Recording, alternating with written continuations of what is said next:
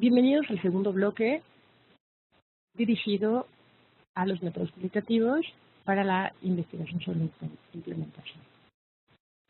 En este segundo bloque haremos un recorrido por los diferentes instrumentos que se pueden utilizar en los métodos cualitativos para obtener datos y haremos un recorrido por las diferentes formas de garantizar la validez y el rigor de los datos de los métodos cualitativos.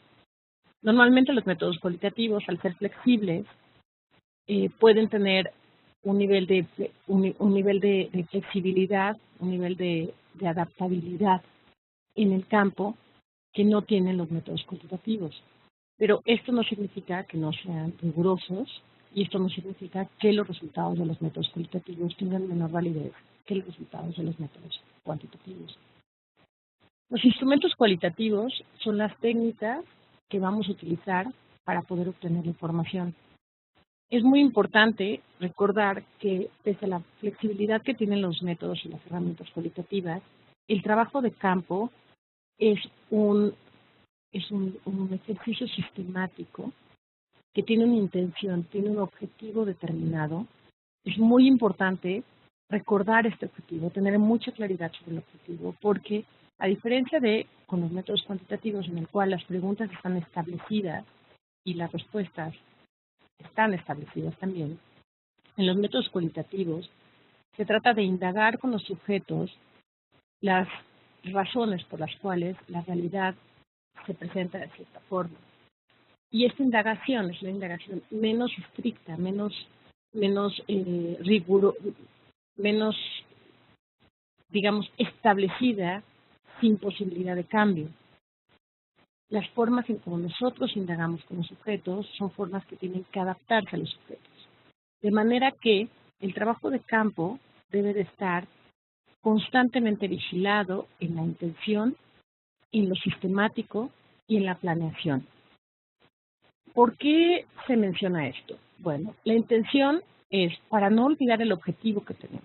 Muchas veces cuando vamos a la realidad es mucho más compleja de lo que nosotros estábamos esperando. Entonces es fácil perdernos, es fácil olvidar el objetivo y comenzar a indagar otra cosa, o comenzar a interesarnos en otro tipo de aspecto de la realidad. Lo sistemático es porque, así como nosotros tenemos una encuesta en lo cuantitativo que vamos a aplicar de la misma manera siempre, nosotros no vamos a aplicar de la misma manera la misma entrevista siempre, pero tenemos que ser sistemáticos en registrar estas modificaciones que vamos haciendo. Sean modificaciones menores, como por ejemplo, si yo estoy haciendo una entrevista y la persona comienza a hablar de otro tema que estaba más adelante en la entrevista, yo no debo de interrumpir a esta persona y decirle, oiga, no, yo no le pregunté esto, esta pregunta es la número 8, respóndame en este momento la número 1. Probablemente yo pueda permitir que el sujeto hable de la número 8. Pero eso, si me pasa una vez y luego me pasa otra vez y luego me pasa otra vez, es probable que tenga que ver con que mi instrumento está mal hecho. Entonces, debería de pasar la pregunta número 8 a la número 1. Sistemático significa que ahora yo debo de registrar este cambio y saber por qué estoy registrando este cambio, por qué hice este cambio y cuáles son las implicaciones para los resultados. Y el trabajo en campo no es ocasional, es un trabajo planeado e intencionado. No voy y hablo con quien sea. Por eso la importancia de tener una muestra bien determinada antes de salir a campo. Las técnicas de investigación corresponden a la teoría y al marco conceptual. Es decir, si yo pienso que es la voz colectiva, es la experiencia compartida de los sujetos, la que tiene realmente una respuesta que darme respecto a mi pregunta de investigación, lo lógico es que quiera hacer grupos focales. Pero si yo pienso que es la experiencia individual la que me va a permitir comprender mejor la pregunta de investigación, es probable que lo que quiera hacer sean entrevistas. Pero si lo que yo pienso es que es algo que aún los sujetos ni siquiera se hacen conscientes de que lo están haciendo, entonces es probable que yo quiera hacer observación. Porque, por ejemplo, ¿cómo vas a llegar a preguntarle a una persona, oiga, ¿usted discrimina a sus usuarios? Quizás esta persona va a decir, no, claro que no, yo no discrimino a nadie, porque no sabe que está discriminando, porque piensa que la forma en cómo está tratando a los usuarios es la correcta. Entonces ahí toca observar. Entonces, la herramienta que voy a seleccionar está relacionada al tema está relacionada al sujeto y está relacionada a la pregunta de investigación. Por tanto, tengo que delimitar el campo y los sujetos de estudio. ¿A qué me refiero con el campo? El campo es el espacio, el tiempo en el cual está sucediendo lo que quiero observar o lo que quiero indagar. Por tanto, es importante, como les decía en el bloque anterior, conocer el fenómeno, conocer cómo el fenómeno se expresa y cómo este fenómeno se expresa o se da diferente en diferentes zonas, en diferentes momentos del año, si es lluvia, si es no lluvia, en diferentes zonas, si es indígena, si es indígena, si es en una clínica de tercer nivel, o en un hospital de tercer nivel, en una clínica de primer nivel. ¿Cuáles son los espacios en los cuales quiero indagar? Y después, ¿quiénes son los sujetos? Los sujetos no todo el tiempo son individuos. A veces los sujetos son grupos de sujetos, son personal de enfermería versus personal de medicina. A veces los sujetos son usuarios y prestadores de servicios. A veces los sujetos son usuarios y no usuarios. Entonces, ¿quiénes son los sujetos? ¿No? ¿Cuántos sujetos voy a meter en mi muestra? Esto es lo que ya hemos visto en la sección anterior. Entonces, el campo, el trabajo de campo, debe ser un diseño que contemple la perspectiva teórica, que contempla la perspectiva de cómo sucede en el ámbito cotidiano el tema que quiero investigar, y tiene que ser un tema y tiene que estar relacionado también a la muestra. ¿Qué tipo de muestra elegir? Entonces voy a hacer una muestra homogénea, solo tomo un sujeto. Voy a hacer una muestra de casos extremos o casos recientes, tengo que meter a los dos sujetos, a los que están en el extremo derecho, en el extremo izquierdo, a los que tienen una superadherencia, a los que tienen la peor de las adherencias. ¿Eh? Entonces, una vez que meto todos estos elementos, puedo decidir cuáles son las herramientas que voy a utilizar en el trabajo de campo. Las herramientas antropológicas o cualitativas son comúnmente estos tres tipos de técnicas. Son entrevistas, es observación y son documentos. Hay un número muy grande de técnicas participativas, de las cuales no hablaremos en esta ocasión, porque en realidad son muchas, son muy diversas, las reglas cambian para cada una de estas técnicas participativas, pero son también muy ricas y muy interesantes. Les recomiendo que las busquen en la literatura y que se interesen en ellas porque también son muy ricas y dan información muy, muy valiosa. Pero hablaremos de las técnicas o las herramientas clásicas, que son la entrevista, la observación y los documentos. De las entrevistas, las principales formas de entrevistas son entrevistas sin estructura, semiestructuradas, a profundidad e historias de vida. Vamos a verlas cada una específicamente en la siguiente diapositiva. Un tipo de entrevista colectiva es el grupo focal, pero el grupo focal, a diferencia de las entrevistas, no busca el discurso individual, busca un discurso colectivo. La observación, también la veremos en una diapositiva particular, está la observación oculta, o lo que se llama paciente simulado también en el ámbito de la salud, la observación conocida y la observación participante. Finalmente están los documentos, que son diarios, son expedientes, son cartas, son registros, son incluso notas de reuniones, los registros de cómo se fueron diseñando los programas, cuáles fueron los elementos que se ocuparon para diseñar los mismos, entre otros. El diario de campo lo quiero poner por aparte porque el diario de campo me parece que es una de las herramientas más útiles en investigación cualitativa. El diario de campo es una herramienta que surge de los métodos antropológicos y sociológicos y lo que busca esta herramienta es recolectar en el día a día, por eso se llama diario, los pasos de una investigación, las decisiones que se van tomando, metodológicas y de tipo práctico en el campo, una investigación de tipo cualitativo, y los hallazgos. Una de las diferencias fundamentales entre lo cuantitativo y lo cualitativo es que el análisis comienza desde que se comienzan a generar los datos en lo cualitativo. Cuando tú tienes una encuesta, por ejemplo, y tú vas a aplicar 500 encuestas y en la encuesta número 30 alguien te pregunta ¿qué estás encontrando? La respuesta natural sería, no lo sé. Me tengo que esperar a tener toda la muestra levantada, analizarla para decirte qué he encontrado. Con la encuesta número 10 de 500 difícilmente te puedo decir algo. Pero con lo cualitativo es precisamente lo opuesto. Los datos cualitativos se van construyendo encima de los anteriores. Es decir, yo no puedo no escuchar lo que me han dicho antes para, aunque yo llegue con los ojos limpios, de alguna manera a la siguiente entrevista, tengo información que he ido recolectando. Y eso es a lo que nos referimos con saturación. La gente me ha ido contando una historia y la gente me refuerza esta historia. Y quizás entonces encuentro una historia diferente y quizás quiero preguntar por qué esta historia es diferente. Quiero indagar por qué esta persona lo hizo diferente. De manera que en el diario de campo lo que yo voy a hacer es registrar, los detalles por parte del investigador, voy a hacer lo que se llama reflexividad, es decir, cuál es mi propia postura frente a los datos, cuál es mi propia interpretación de lo que estoy encontrando, por qué creo que estoy encontrando esto. Esto lo estoy encontrando porque yo quiero encontrar esto o esto lo estoy encontrando porque es realmente la realidad. Estoy seleccionando de manera sesgada a los sujetos y por eso estoy encontrando que todo el mundo piensa que mi programa es perfecto o no.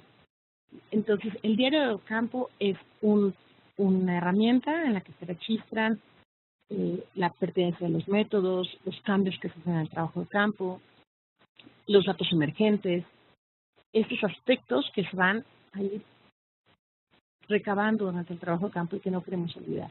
Y es una principal o una manera inicial de analizar los datos. Entonces, la observación. Bueno, la observación es un procedimiento que recopila información mediante los sentidos. Nosotros registramos hechos, registramos realidades sin mediar una interpretación inicial. Es decir, cuando estoy recopilando los datos de la observación, yo no estoy interpretando en ese momento. Yo estoy solamente recopilando datos de información, de observación. La observación debe tener un objeto muy determinado, porque si no me pierdo. La observación debe tener una estructura. A veces hay observación no estructurada, pero sí tiene que tener un tema, ¿no? Un tema definido. Entonces, la observación estructurada tiene previamente unas categorías que he definido. Por ejemplo, un estudio de observación que hemos hecho, de investigación sobre implementación que se ha hecho, es precisamente atención a emergencias obstétricas. Entonces, ¿qué se hace? Se hacen unas simulaciones que simulan una emergencia obstétrica, porque sabemos que no suceden con frecuencia en los sistemas de salud, en los servicios de salud. Pues se hace una simulación. Y dentro de la sala de emergencias hay observadores que están mirando lo que el equipo médico hace cuando hay esta simulación. El equipo médico no sabe que eso es una simulación, aunque hay un acuerdo previo con ellos, no es que se haga de manera aleatoria o arbitraria en un sitio. Hay un acuerdo previo con el equipo médico que se va a hacer esta investigación, no se dice qué día va a ser la simulación y hay una simulación. Evidentemente la simulación se para cuando el equipo médico comienza a tratar de hacer una intervención con la paciente, que es una simulación, pero para ese momento ya hay bastantes elementos que permiten hacer una observación de la reacción del equipo. Entonces, en este caso es una observación estructurada, que tiene previamente categorías de observación determinadas, que se tienen que controlar las circunstancias, es decir, cuando yo observo, tengo que observar bajo las mismas circunstancias siempre, porque si no, observo diferentes circunstancias y lo que estoy observando puede ser derivado de la circunstancia que cambió entre una y otra observación. Y la observación normalmente va a tener fines preestablecidos y va a tratar de ver cosas que no pueden ser verbalizadas, cosas que se tienen que observar, como el caso que les acabo de comentar. Tú tienes una emergencia obstétrica, es difícil preguntarle a la gente, dime, ¿cómo reaccionas cuando hay una emergencia obstétrica? Porque la gente no es que tenga una respuesta específica a cómo reacciona, o cómo reaccionas cuando llega un menor de edad que ha sido violentado sexualmente. ¿Cómo reaccionas? O cómo es tu actitud ante una madre que dice que no le quiere poner vacunas a sus hijos? Entonces, a veces es difícil preguntar cosas que la gente no ha tenido una reflexión crítica sobre. Entonces, en ese caso, se observa. Hay tres tipos de observación: observación participante, no participante y oculta. Participante, como les dije, es el caso del paciente simulado, es decir, alguien participa en el acto y entonces puede observar lo que está sucediendo a su alrededor. Este es el caso más complicado de observación. Tiene muchos aspectos éticos. Hay que avisarle a la gente, cuando se hace un paciente simulado, hay que avisarle a los sujetos que van a recibir un paciente simulado en el determinado periodo de tiempo. Quizás no les vas a decir qué día y a qué hora va a venir el paciente, pero les tienes que avisar. O sea, hay aspectos éticos. No se puede hacer una observación participante sin tomar el consentimiento de las personas que van a ser observadas, y requiere un nivel alto de reflexividad, es decir, de reflexión crítica sobre mi propia mirada. Tiene que haber, como les digo, una negociación del propio rol con los sujetos que van a ser observados. Hay categorías previas y obviamente tiene que ser, hay ciertas circunstancias en las cuales se puede hacer observación participante. Difícilmente se podría hacer observación participante de algo como, por ejemplo,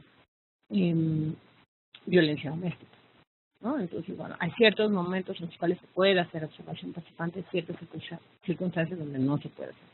Las no participantes son esta observación que se queda fuera de la acción, que solamente observa. Una pregunta muy frecuente respecto a observación tiene que ver con de cómo podemos asegurarnos que la gente no ha cambiado su comportamiento porque saben que están siendo observadas. Y en realidad la respuesta es sí, efectivamente, los sujetos cambiamos nuestro comportamiento. Por tanto, es importante que no solamente se haga una observación, sino que se hagan varias observaciones. Es posible que del mismo sujeto se hagan varias observaciones. La otra cosa es, hay ciertos comportamientos que a pesar de que sabemos que lo están observando, los hacemos porque pensamos que es lo correcto. Es probable que el proveedor, o es probable que el usuario, cuando le digas, ¿podría por favor preparar la papilla que le va a dar a su hijo? Es probable que el usuario pensando que es correcto, hace justo lo que no es correcto para la preparación de la papilla. Entonces, muchas veces sí es verdad que se cambia el comportamiento, pero también es verdad que los comportamientos que están arraigados y que no son positivos se hacen pensando que son los correctos. Entonces sí se pueden realmente observar. La observación oculta permite observar comportamientos sensibles sin participar en ellos. Es decir, yo no participo, yo solamente estoy ahí, soy un observador y no participo. Nuevamente, en todos los casos la observación requiere de, importante, tener consentimiento informado de los sujetos que van a ser observados, tengan o no tengan los sujetos una consecuencia. En algunos casos los comités de ética permiten que no se tome consentimiento informado cuando se observan sujetos que son completamente genéricos. Por ejemplo, yo quiero observar quiénes son los sujetos que vienen a comprar. Tengo 2 puestos en el mercado y tengo un puesto que tiene la certificación que el sistema de salud le ha dado de puesto con buenos niveles de higiene, y el segundo puesto o el puesto de punto no tiene ningún tipo de certificación. Y yo quiero observar quiénes se acercan a ese puesto y qué es lo que piden en este puesto y qué es lo que piden en el puesto junto. Bueno, en esos casos el comité de ética permite no tener consentimiento informado porque son sujetos como demasiado genéricos. Pero si voy a observar a sujetos en una clínica, a usuarios en la clínica, en el sistema de salud, y con mucho más razón, si voy a observar a prestadores, sin lugar a dudas tengo que pedir un consentimiento informado de estos sujetos. Bien, las entrevistas. Como les decía, hay 3 tipos de entrevistas: estructurada, semiestructurada y sin estructura, adicional a las entrevistas a profundidad que veremos a continuación. La entrevista, pues, es una comunicación directa entre la persona que está haciendo la investigación y el informante con el fin de acceder a una determinada información, ¿no? Entonces, en la entrevista estructurada, se hacen las mismas preguntas a todos los sujetos, se trata de tener el mismo orden en las preguntas. Ojo, no es una encuesta, no son preguntas cerradas, son preguntas abiertas de tipo cualitativo. Se hacen normalmente cuando se conoce muy bien el tema, Cuando el tema no es tan complejo, cuando se quiere hacer como, por ejemplo, un checklist de procesos, entonces se pueden hacer entrevistas estructuradas. Es una complejidad sencilla. Se sabe, como se dice aquí, la circunstancia es que las situaciones resultan predecibles. Es un fenómeno que se conoce, que no es demasiado complejo. Y lo que voy a tener es información sencilla, digamos, abreviada, y voy a tener un levantamiento rápido y con todos los objetos de hacer un levantamiento. Entonces va a ser muy fácil de analizar y de codificar esa información. Pero repito, es información sencilla, exploratoria y acotada. Una entrevista semiestructurada es lo que comúnmente se ocupa para una investigación de implementación. El orden de las preguntas está establecido, pero puede variar dependiendo del sujeto. Duran entre 30, máximo 40 minutos, son entrevistas cortas. Esto es un elemento muy importante. Si ustedes hacen entrevistas, aún si hacen entrevistas de salida, si ustedes se encargan de entrevistas, una entrevista de menos de 8 minutos, 9 minutos es muy, muy corta. A menos que pueda ser una entrevista que tiene 2 preguntas. Una entrevista muy corta. Entonces se acepta. Pero una entrevista muy corta, una entrevista de 5 minutos, de 6 minutos, es una entrevista que no permite ir a lo que llamamos densidad en la clase pasada. No permite entender los detalles. Entonces, si el sujeto no tiene tiempo para darnos la entrevista, es mejor no hacer la entrevista. Porque lo que vamos a hacer es comenzar a recolectar datos pobres, datos con poca riqueza, con poco detalle, que no nos van a permitir comprender. Y entonces vamos a acabar haciendo algo casi cuantitativo con una N de 12, que es una N muy chiquita para algo cuantitativo. Y entonces, una entrevista estructurada busca puntos de referencia en el guión, alterna preguntas fijas con algunas preguntas espontáneas, ¿sí? Quizás te responden una cosa que no estabas pensando, entonces indaga sobre ese tema. Esto es una entrevista estructurada. Cuando se requiere encontrar variables y conexiones, es una entrevista que me permite tener datos controlados, que tratas de hacer las mismas preguntas, aunque no en el mismo orden, a todos los sujetos, de manera que te aseguras que para todos tienes la misma información, y suele ser un análisis más de tipo deductivo. ¿Por qué? Porque las preguntas están ya puestas sobre la mesa. No es que yo llego a preguntar y a indagar de manera abierta qué es lo que voy a hacer. ¿Qué es lo que sucede con una entrevista sin estructura? Una entrevista sin estructura se utiliza únicamente con 2 fines. Cuando no sabes nada del tema y vas a ver qué hay, o cuando sabes muchísimo del tema. Y entonces vas a hacer preguntas, por ejemplo, a un actor clave. Quizás tú tienes grandes temas, ¿no? Sabes cuáles son los temas. Los temas sí están bien definidos, pero no tienes preguntas. Tú vas con el tomador de decisiones, tú vas con quizás un director del ministerio. Quizás no lleva las preguntas tan establecidas, pero sabes que los grandes bloques de temas son estos 3. Y estas personas que van a hacer una entrevista sin estructura, tienen que ser, si van a hacer una entrevista a alguien que es experto en el tema, tienen que ser también expertos en el tema, para poder hacer preguntas indicadas y correctas a el actor clave. La entrevista a profundidad se utiliza también mucho en los métodos cualitativos. La entrevista a profundidad lo que busca, como su nombre lo dice, es entender un tema con detalle, a profundidad. Entonces, para esta entrevista es necesario hacer un rapport, hacer una confianza con el sujeto, recolectar la información. Comúnmente son entrevistas que tienen más de una sesión. Las sesiones pueden durar de 1 a 3 horas en una entrevista a profundidad, y lo que buscas es precisamente entender a profundidad qué es lo que sucedió con este sujeto bajo esta circunstancia, por qué este sujeto decidió actuar de esta manera. Son holísticas, normalmente tienen temas y no preguntas, y buscan el conocimiento a profundidad del sujeto. Pero aún los temas pueden ser flexibles. O sea, los temas puedo también modificarlos de un sujeto a otro sujeto. Y, bueno, se buscan temas relevantes, se buscan, como una entrevista a profundidad va a tomar mucho más tiempo, requiere mucho más esfuerzo. Suelen ser, si yo tengo una investigación con entrevistas a profundidad, van a ser números más pequeños que investigaciones que tienen entrevistas estructuradas o entrevistas estructuradas. ¿Por qué? Porque voy mucho más a profundidad, de manera que el informante va a ser seleccionado de una manera mucho más puntillosa, mucho más cuidadosa.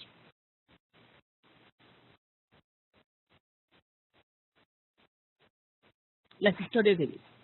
Las historias de vida son un tipo de entrevista. Sin embargo, en esta entrevista hay un tema.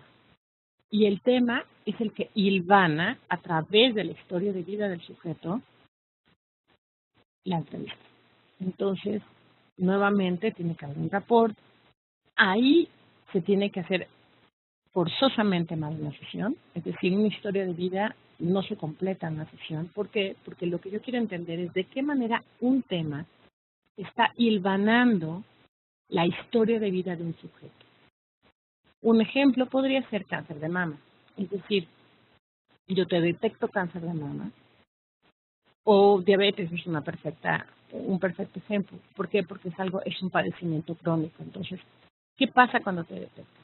Es más, ¿qué pasa con tus antecesores? ¿Qué pasa con tus padres, con tus abuelos que eran diabéticos? ¿Qué te decían? ¿Qué te enseñaron? ¿Qué fue lo que pasó? Las historias de vida, digamos que podrían ser quizás un poco excesivas para evaluar o para investigar una intervención puntual, la implementación de una intervención. Pero pueden ser útiles para algunas implementaciones, sobre todo para implementaciones de enfermedades crónicas, que tienen que ver con la historia de vida del sujeto. Entonces, ¿qué pasa con un padecimiento que se convierte en la identidad del sujeto? ¿Qué pasa con un padecimiento, por ejemplo, cáncer de mama? ¿Qué pasa cuando tú le haces una cirugía de mama a una mujer? ¿Qué sucede en su vida? ¿Cuál es el cambio de su identidad? ¿Qué pasa ahora que ya no tiene senos? ¿Qué hace esta mujer? ¿Cómo se relaciona con la enfermedad? ¿Qué tipo de apoyo y de soporte el programa tiene que darle a esta mujer? Pues bueno, las historias de vida podrían ser muy útiles para comprender la implementación de algunos programas. Probablemente podrían ser excesivas para comprender la implementación de otros programas. Entonces, es la historia de vida, que es el tema, el que hilvana la historia de vida del sujeto. Sin embargo, no son biográficas. No queremos describir a este sujeto. No importa cómo se llama el sujeto. No es una biografía del sujeto. Es de qué manera este tema ha transitado a través de la historia de vida de este sujeto y de qué manera este tema al día de hoy determina al sujeto y, por tanto, a sus necesidades. Por último, el grupo focal. El grupo focal es una de las técnicas más usadas. El grupo focal busca una situación de entrevista grupal en la cual los sujetos interactúan entre ellos a través de una guía semiestructurada y focalizada que busca indagar para este grupo un tema común y compartido. Esto es muy importante. El tema tiene que ser común, el tema tiene que ser compartido. Si yo en un grupo focal siento a las mujeres y a los hombres para hablar de, por ejemplo, lactancia materna, vamos a pensar que es un programa de género que quiere involucrar a los varones en la lactancia materna. Entonces, ¿cómo los varones se involucran? Es probable que yo no debería meter en el mismo grupo focal a los hombres que a las mujeres. ¿Por qué? Porque tienen una experiencia completamente diferente de la lactancia el padre del recién nacido que la madre. Entonces, el grupo focal tiene ciertas condiciones para poderse llevar a cabo. Para empezar, un grupo menor de 6 individuos, 5 probablemente todavía funciona, pero menos de 5 individuos, les prometo que no les va a funcionar. El grupo menor a 6 no es ideal para un grupo focal, mayor a 12 no es ideal para un grupo focal. El grupo ideal para un grupo focal es entre 6 y 10 personas. Estos sujetos tienen que ser cuidadosamente seleccionados, no únicamente porque si el grupo focal está mal seleccionado, mal hecho el grupo, no te va a funcionar el grupo focal. Por ejemplo, tú tienes que tener entre los sujetos un nivel de homogeneidad en términos de uso de poder. Un error clásico, y quiero ser muy enfática al respecto, es hacer grupos focales en los servicios de salud, en los cuales sientas a los médicos y a las enfermeras. Y cuando digo los médicos y las enfermeras, a propósito estoy diciendo, no estoy diciendo el personal de medicina y el personal de enfermería, es porque hay un aspecto de género importante, hay un aspecto de uso de poder. Si tú sientas sujetos que tienen diferentes usos de poder al interior del grupo, no va a funcionar el grupo focal. ¿Por qué? Porque si entras a sujetos, lo que va a suceder es que los sujetos con menos poder se van a quedar de inmediato callados. ¿Por qué? Porque no van a ponerse en riesgo en su situación laboral por darte un punto de vista respecto al programa. Entonces, esto es algo que tenemos que tener muchísimo cuidado y les pido con mucho énfasis que tengan cuidado, sobre todo cuando indagamos temas en los servicios de salud. Dentro del servicio de salud hay relaciones humanas, hay relaciones laborales, hay relaciones de poder que nosotros a veces, con el ánimo de investigar, tocamos, trastocamos y al salir de nosotros del centro en el que estamos investigando, lo que dejamos es un problema al interior. Tenemos que tener mucho cuidado con los grupos focales, en el sentido de no dejar un problema social posterior al grupo focal. Esto pasa también en comunidades. Acuérdense que uno de los elementos clave de un grupo focal es que a nivel ético no existe la confidencialidad. Tú no puedes asegurar que lo que los sujetos dijeron allá adentro no lo repitan afuera con otros sujetos, con otras personas. A pesar de que se les diga, que se les pida que no repitan lo que se ha dicho en el grupo focal afuera, no podemos asegurar la confidencialidad de los sujetos. Por tanto, el grupo focal es una gran herramienta para explorar algunos temas, una muy mala herramienta para explorar algunos otros temas con algunos sujetos. Debe de haber un facilitador que tenga un gran conocimiento del fenómeno.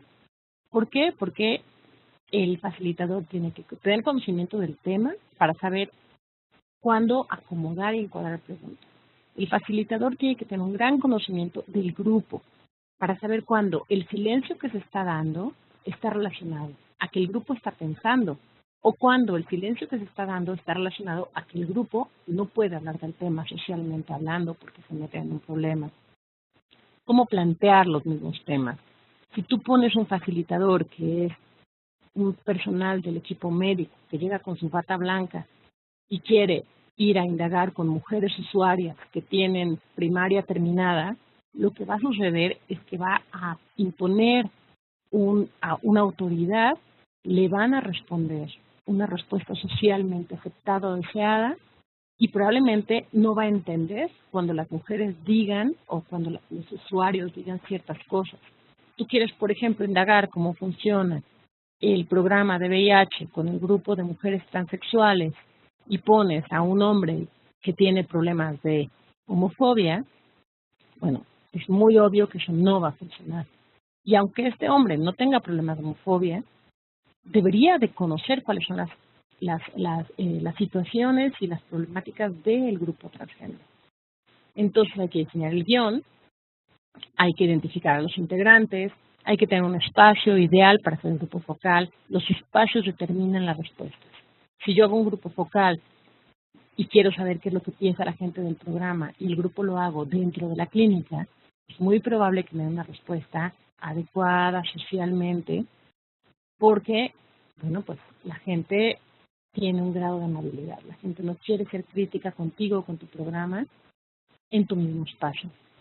Entonces debo de tener un espacio neutral, debo de poder concretar con estas 6, 8, 10, 12 personas una misma fecha, un mismo horario. Los grupos focales donde la gente viene obligada no funcionan. Es muy fácil decir que voy a hacer un grupo focal con 10 personas del personal de enfermería, porque son las 10 personas que su jefe me ha mandado, entre comillas, y no entre comillas. Las mandó porque es el poder de su jefe mandarlas. Eso no va a funcionar. La gente que viene obligada a un grupo focal no está contenta, no sabe qué viene, tiene miedo por la confidencialidad y te va a dar una respuesta sesgada. En ese caso, es mucho mejor hacer entrevistas estructuradas, tienes mucho más confidencialidad, la gente va a poder explayarse y decirte con más intimidad lo que realmente piensan del programa. Finalmente, el tema, y me explayo en el grupo focal porque es una técnica que a la gente le encanta, pero es una técnica muy difícil y que tiene muchos peros. Cuando están bien utilizados son perfectos y dan una información maravillosa, pero cuando están mal utilizados, que son muchas de las ocasiones, son muy imperfectos, no dan buena información y dañan. Entonces hay que tener cuidado con los grupos focales. El tema, por último, el tema es relevante. Hay ciertos temas que se hablan en público y ciertos temas que no se hablan en público.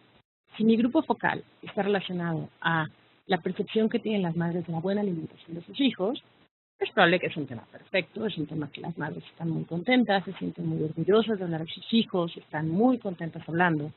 Pero si es un grupo focal respecto a abuso sexual, es muy, muy probable que la gente tenga mucha pena de hablar respecto a esos temas en frente de los otros. Entonces, en estos criterios de elección de los participantes, es lo que les comento, hay que tener cuidado con que los participantes sean en cierta forma homogéneos, es decir, que compartan la problemática, que tengan el mismo nivel de uso de poder, pero que haya cierta heterogeneidad, es decir, que no tengan exactamente todos el mismo punto de vista, es decir, no voy a traer quizás a todos los sujetos del mismo sitio, porque entonces van a tener puntos de vista muy parecidos. Probablemente si yo quiero saber, no sé, cuestiones relacionadas a qué opinan respecto a los horarios de la farmacia. Entonces, bueno, voy a traer quizás algunos sujetos que suelen venir a la farmacia durante las tardes, otros que suelen venir a las mañanas y otros que suelen venir los fines de semana.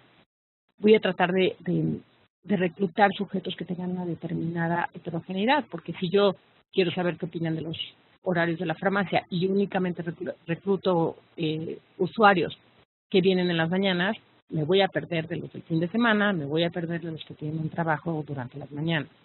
¿Sí? Bien. Los archivos y los documentos son también una muy buena fuente de investigación cualitativa. Los archivos pueden ser desde archivos históricos, expedientes médicos, fotografías, mapas, música, diarios, expresiones populares del tipo teatro callejero. Entonces, estos archivos, estos documentos, normalmente van a darte una visión diacrónica de los hechos, van a tener bastante más historia en los hechos.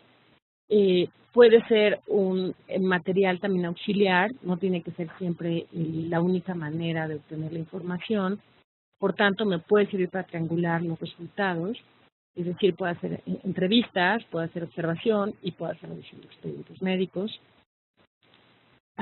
En los casos, por ejemplo, como fotografías, ¿no? Está una técnica muy bonita que se llama fotovoz, que les recomiendo que la busquen en internet. Puede ser interpretada con ayuda de los sujetos. Es decir, por ejemplo, quizás tomar los expedientes y pedirle en entrevistas muy estructuradas a un prestador, a una persona del equipo médico, a una persona del equipo de enfermería, dime qué opinas de este expediente, dime qué verías, dime cuál sería tu opinión respecto a la decisión que se tomó una vez declarado el diagnóstico, dime qué opinas respecto a la decisión que se tomó en el tratamiento. Es decir, los documentos pueden ser una manera de llegar a la gente, no tienen que ser siempre el fin último, puede ser una forma de llegar a las personas.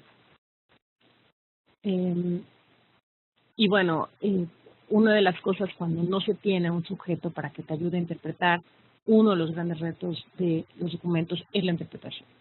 ¿Cómo voy a interpretar lo que está allá adentro? Entonces, si voy a tener expedientes médicos, bueno, debo de tener el sistema de viñetas en el cual tengo el expediente, pero tengo cuáles son las respuestas que en mi perspectiva o bajo mi criterio son las adecuadas, las inadecuadas y por qué.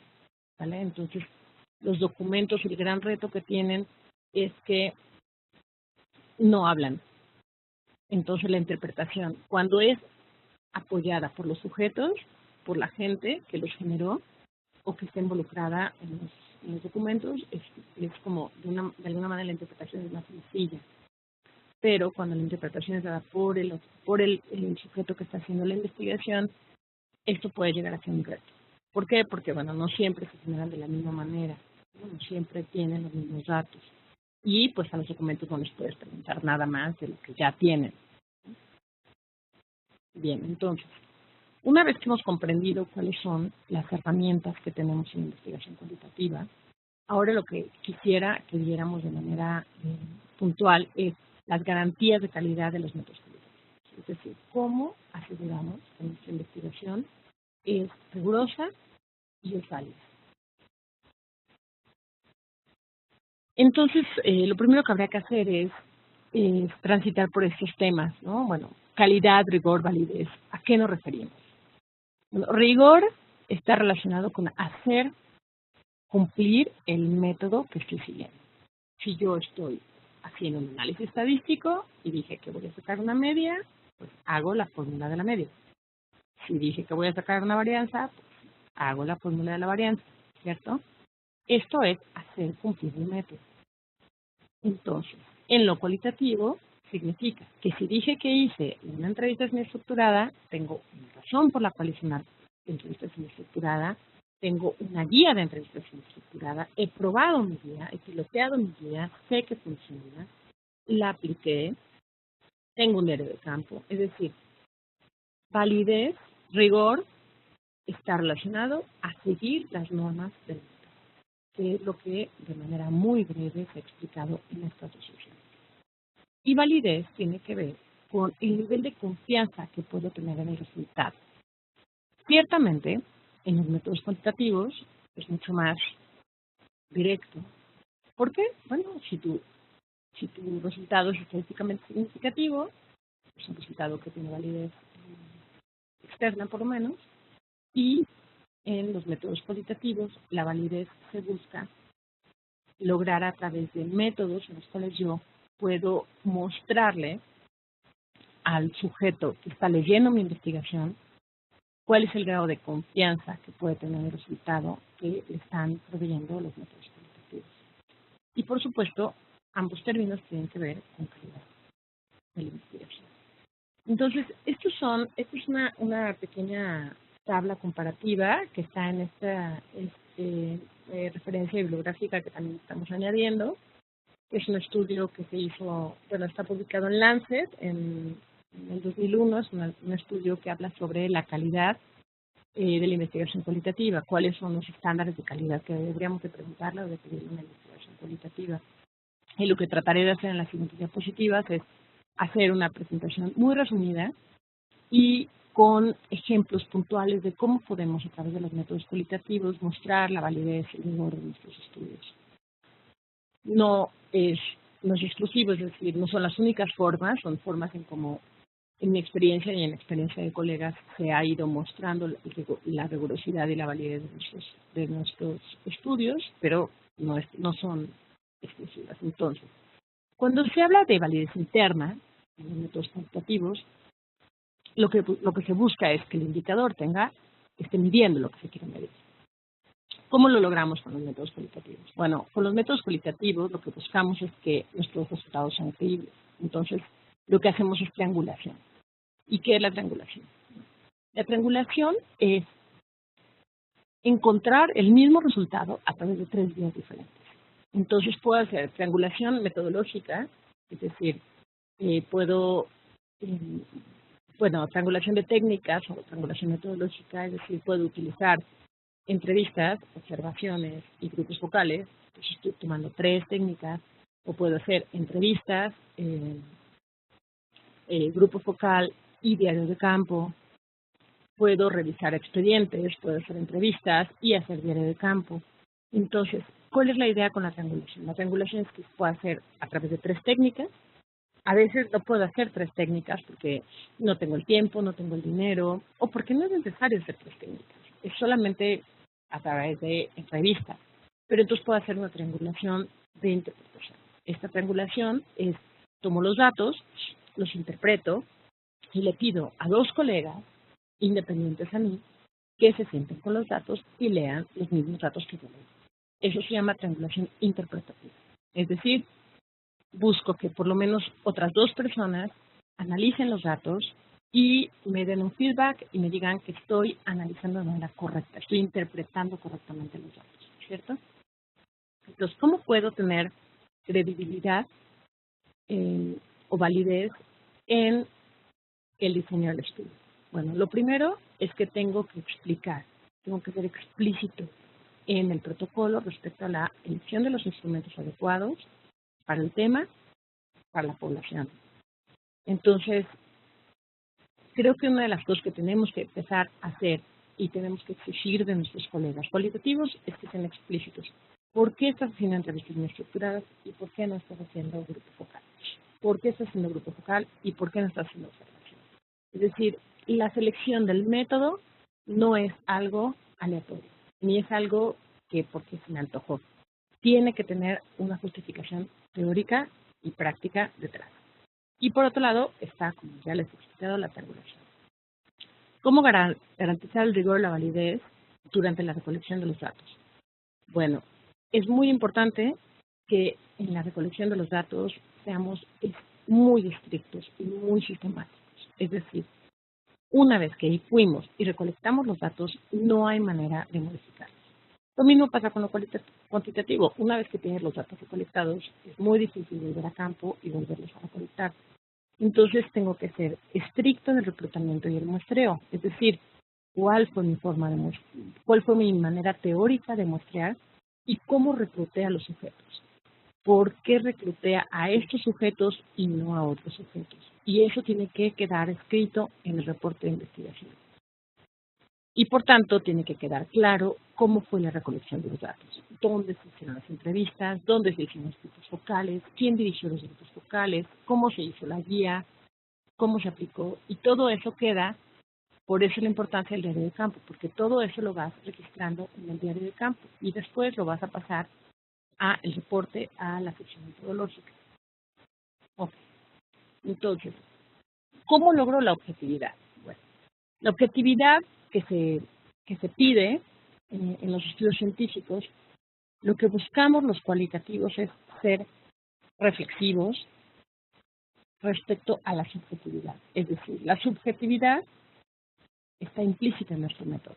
Nuestro método trabaja con la subjetividad. Nuestro método busca entender la subjetividad de los sujetos. Entonces, cuando yo estoy planteando una investigación, lo que tengo que hacer es ser reflexivo respecto a mi subjetividad y decir de cuál es mi posición teórica. Por eso, insisto desde el bloque anterior, que la posición teórica es súper importante. Mi posición teórica es que los métodos tradicionales de medicina no son efectivos, por tanto, no los voy a contemplar, no voy a preguntar. O mi posición es multidisciplinaria. Yo creo que efectivamente la medicina tradicional tiene un papel importante, la molecular tiene un papel importante, por tanto, lo voy a contemplar como un proceso terapéutico válido. Entonces, la reflexividad es tener una capacidad de definir cuáles son tus posiciones teóricas, éticas, incluso cuáles son tus conflictos de interés. Yo estoy haciendo investigación de implementación de mi propio programa. Tengo un conflicto de interés porque yo fui el diseñador de este programa. Y ahora quiero saber qué fue lo que de alguna manera diseñé de manera inadecuada. Entonces, la objetividad, lo que tratamos de buscar es ser reflexivos ante nuestros propios sesgos. Entonces, durante la recolección de los datos, ¿qué podemos hacer? Bueno, primero es ser claros en nuestro diseño como iterativo, es decir, ¿qué es lo que cuáles fueron los cambios que hice durante el trabajo de campo y por qué hice esos cambios? Y cuáles son las implicaciones que tienen esos cambios en la respuesta que voy a ofrecer o que estoy ofreciendo como investigación. Esto está relacionado a implementar este diseño flexible y emergente. No significa que todo aquello que diseñé en el protocolo lo voy a cambiar y a modificar completamente, porque eso hablaría de un pobre conocimiento del tema, un pobre conocimiento del fenómeno. Lo que significa es que lo que he planeado en el protocolo voy a implementarlo en el campo, pero si me doy cuenta en el campo que hay un sujeto que no contemplé, que debería de contemplarlo, voy a involucrar. ¿No? Es muy común que en una investigación de la implementación de un programa, por ejemplo, en un proceso de un programa, me dé cuenta que había un sujeto que no existe en la vida real, no existe en el papel, pero en la vida real sí existe. O hay una serie de pasos que en el papel se hacen, pero que en la vida real son solo uno. En el papel dice que en la sección 1 pasa esto, en la sección 2 pasa esto, en la sección 3 pasa esto, pero en la vida real el implementador lo hace todo en la misma sección. Entonces, bueno, ¿qué voy a hacer? Yo había planeado hacer una entrevista al salir de la primera sección, una entrevista al salir de la segunda y una entrevista al salir de la tercera, pero me doy cuenta que eso no existe. Lo que tengo que hacer es modificar mi diseño. ¿Qué significa esto para los resultados? ¿Qué implicación tiene esto para mis resultados? ¿No? Entonces, a la luz de este diseño flexible y emergente, reviso los resultados. Modificar los instrumentos también es válido. Claro, no modificas todo el instrumento, pero puedes adicionar preguntas o preguntas que habías pensado que eran importantes, puedes simplemente eliminarlas porque te das cuenta que realmente no tienen ningún tipo de relevancia, ¿no? Porque quizás ese componente ni siquiera se ha implementado, ¿no? Entonces no tiene sentido preguntar sobre el componente porque un componente que se diseñó y nunca se implementó en el programa. Es muy importante, como les digo, para el tema de la confiabilidad, ser reflexivos durante el trabajo de campo. Esto significa también tener discusiones de la calidad, del contenido y de la saturación de los datos durante el trabajo de campo con el equipo de investigación. Es decir, sentarme con mi equipo y decir, ¿tenemos suficientes datos para responder esta pregunta o tenemos que volver a campo a hacer más entrevistas? O planeamos 50 entrevistas, estamos en la entrevista 20 y tenemos total claridad de la respuesta. ¿Para qué hacemos las siguientes 30 entrevistas? Posiblemente es mejor utilizar ese dinero para hacer otro tipo de análisis, para implementar otro tipo de estrategia, otro tipo de herramienta, para hacer observación, ¿sí? Entonces, eso es reflexividad. Reflexividad es ser muy claros sobre el diseño, sobre qué cambios hubo en el camino y sobre lo que esto implica para los resultados, ¿no? Entonces, estas son formas de hacer reflexividad. Existe la triangulación, ver qué tan saturados están mis datos periódicamente. A la mitad del trabajo de campo, o si yo planeé 30 entrevistas, en la entrevista número 10 paro una semana y me siento y leo 3 entrevistas de inicio a fin y me doy cuenta qué estoy haciendo bien, qué estoy haciendo mal, qué debo de modificar. Eso es ser reflexivo. Y todo eso está en el reporte. ¿Cómo puedo hacer que mi estudio sea repetible? ¿No? Nosotros buscamos la confirmabilidad, que nuevamente es una descripción detallada de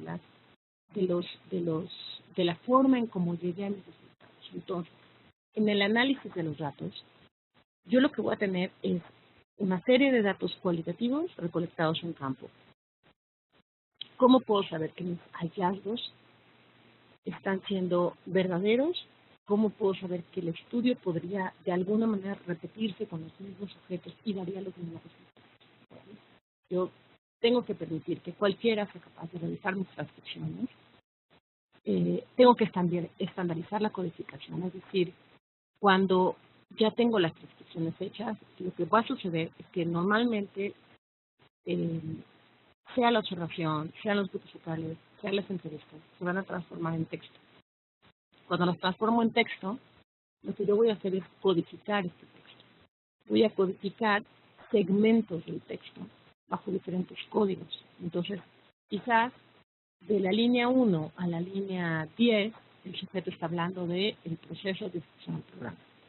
De la línea 11 a la línea 20, el sujeto está hablando de la pertinencia del programa.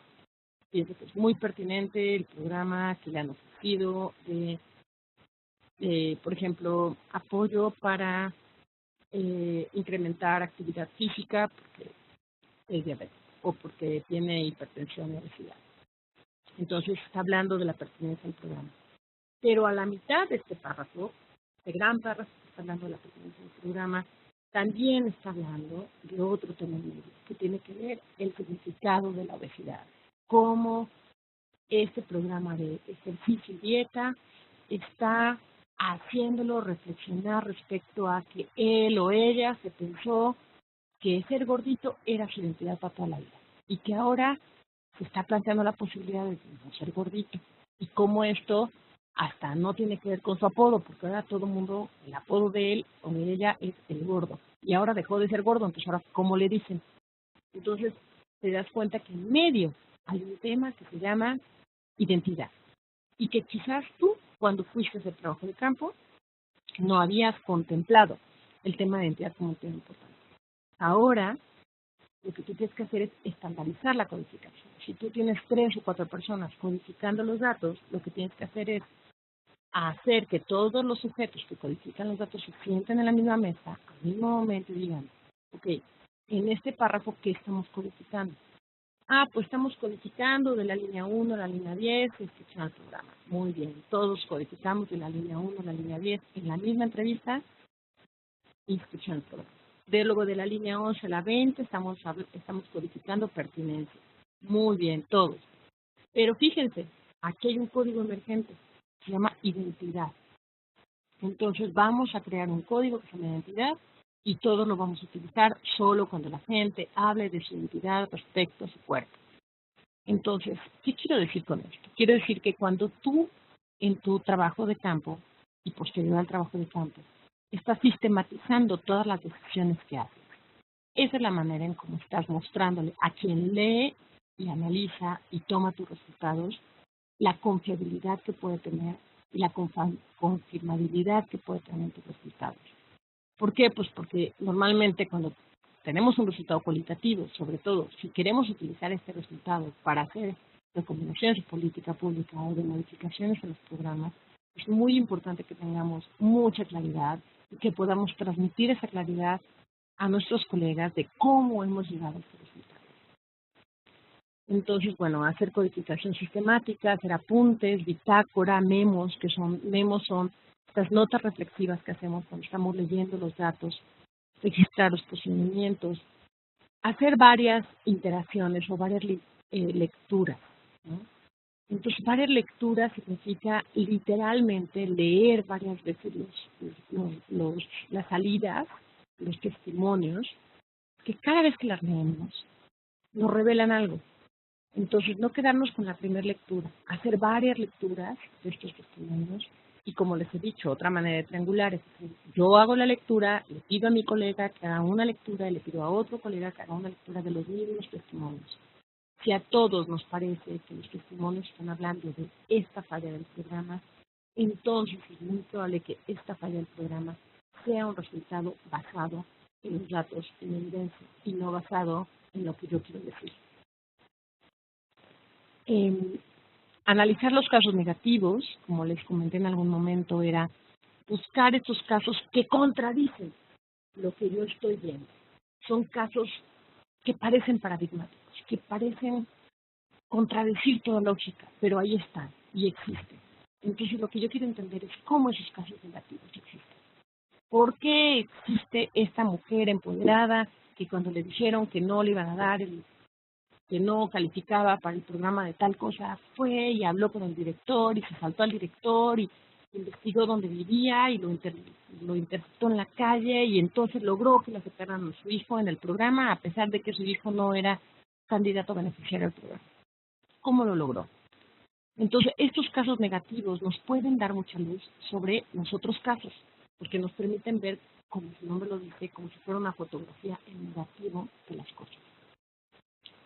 Y como he dicho ya, la revisión por pares, el member checking, el external audit que se hace de los datos. Ser explícitos en el reporte sobre cómo triangulamos, qué significaba, qué implicó el diseño flexible y emergente, qué cambiaste durante el trabajo de campo, cómo detectaste, cómo sabías que ya llegaste a la saturación, por qué sabías. Quizás hiciste todas las entrevistas que habías planeado, pero quizás al hacer la entrevista número 50 aún no tienes saturación. Entonces, por eso tienes que aumentar 10 o 15 entrevistas más. O quizás llegando a la entrevista número 30 llegaste a la saturación.